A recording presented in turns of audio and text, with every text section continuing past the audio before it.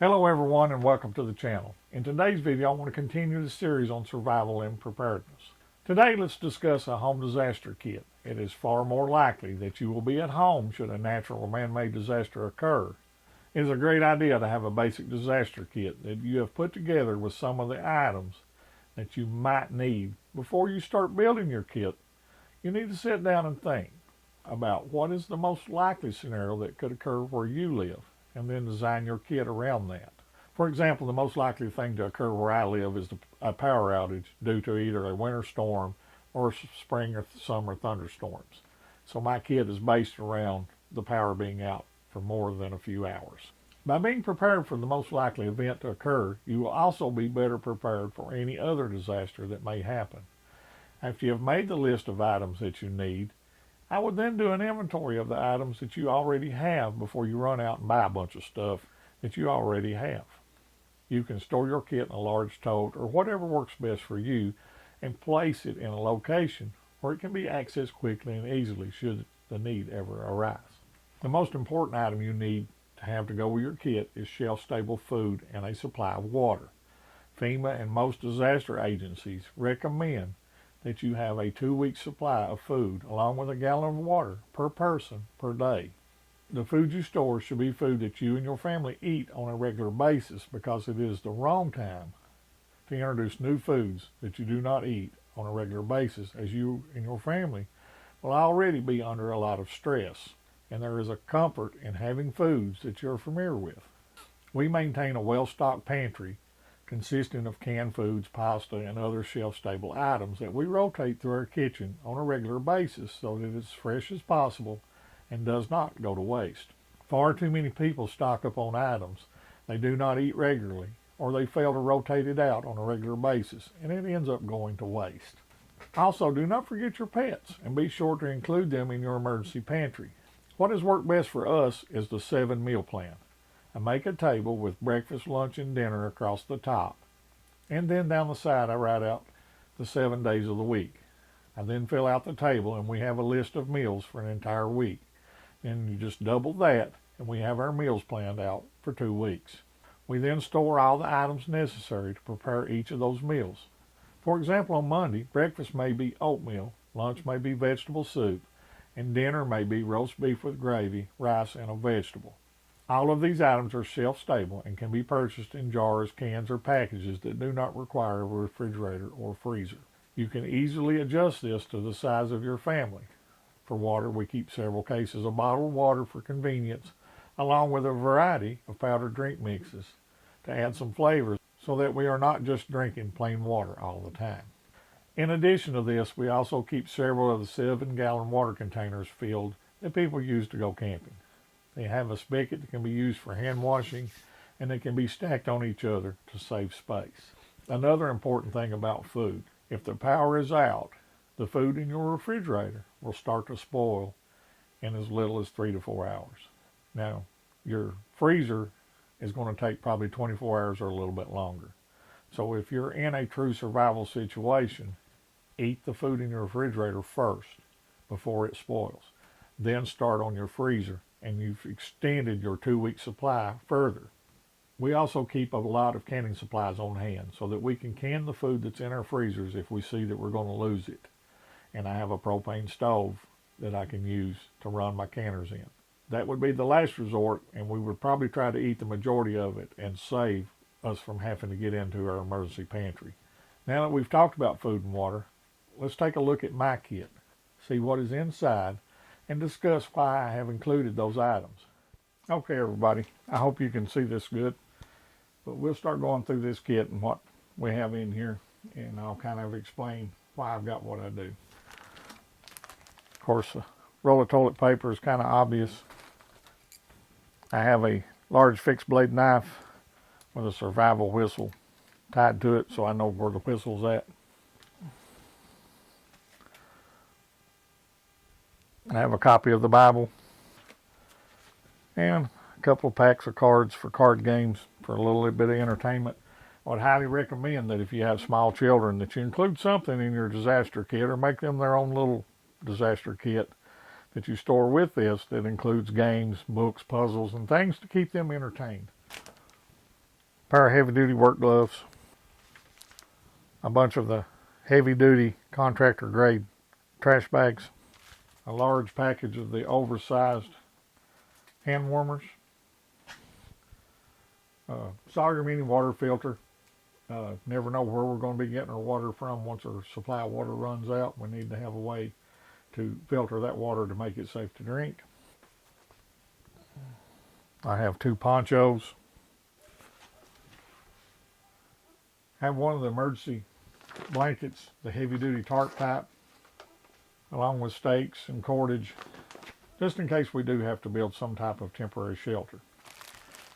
I also have 3 rolls of the thin plastic drop cloth that you can use along with that other shelter for building a super shelter, which we will be discussing in an upcoming video. Or you could use it if you needed to cover up a window that was damaged or something like that to help keep out the weather or create a small microclimate within your house. I have a large roll of the T-Rex duct tape. And I have 2 queen-size wool blankets. Another part of the tools is a Silky Gomboy folding saw and just a basic multi-tool. I have 2 of the orange bandanas, and I have modified these bandanas by adding grommets and tape in the corners so that you can easily make a signal flag. And that also gives you some additional cotton material in case you need to make an additional bandage or whatever. I have a wind-up emergency radio that has AM, FM, shortwave, and weather. It also has a solar panel, and you can put batteries in as well. And it does have a little small built-in flashlight.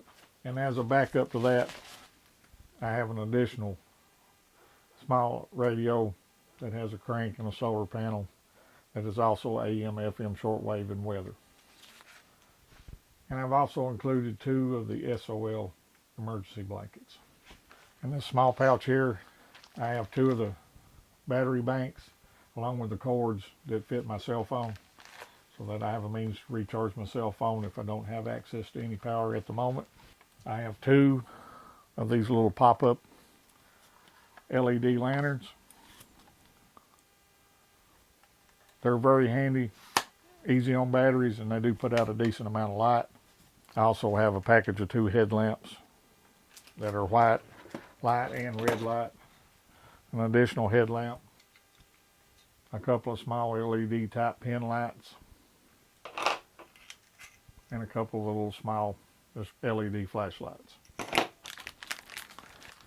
have a 4-pack of the baby wipes, wet wipes, that you can use for bathroom necessities or basic hygiene. And this pouch is a basic fire kit. I have a full box of matches, an extended reach Bic lighter, a whole package of Bic lighters, as well as some of my wax fire starting plugs. And there's also a large ferrocerium rod with a striker.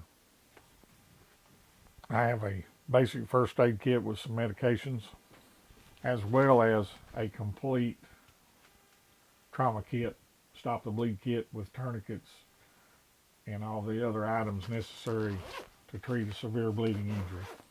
Compressed gauze, Israeli bandages, masks, gloves, tapes, and chest seals, and stop the bleed powders. I have one of the small camping mess kits for cooking, and a small set of plates and foldable bowls and flatware for eating. I have one of the portable single burner butane stoves that will use the butane canisters, or it will work off the 1 pound propane cylinders, because if the power is out, you're going to need a way to cook your meals and boil water if necessary. And I have a supply of canisters to fit the stove. There's also a basic set of cooking utensils, plenty of spare batteries for the flashlights and lanterns, and additional batteries for as well. One of the big long reach lighters, and a manual can opener, because we rely on electric can openers, most of us do anymore these days, and if the power is out, that's not going to work. And rather than try to dig around and find our manual can opener, I've included one in this kit. I have my kit stored in one of the Foot Locker type totes that has wheels on the end. This makes it easy to transport, and should we have to evacuate, it can be quickly grabbed and placed in a vehicle along with our bug out bags. We keep our kit stored in an outbuilding away from our house in case our home is destroyed or lost in a fire, so that we still have access to some basic gear. We also keep several 5-gallon buckets of freeze-dried meals with this. They can also be grabbed and moved quickly if needed. All these meals are food that we have tried and would have no problem eating should the need arise. I recommend that you build your own buckets with packages of food that you have tried. While you can buy buckets that are already made, there are a lot of soups and pasta dishes that are low in calories, and the majority of what is in them is food that we do not like to eat. This is what I have done, and I recommend that you build your kit based on your needs and perceived threats for your area.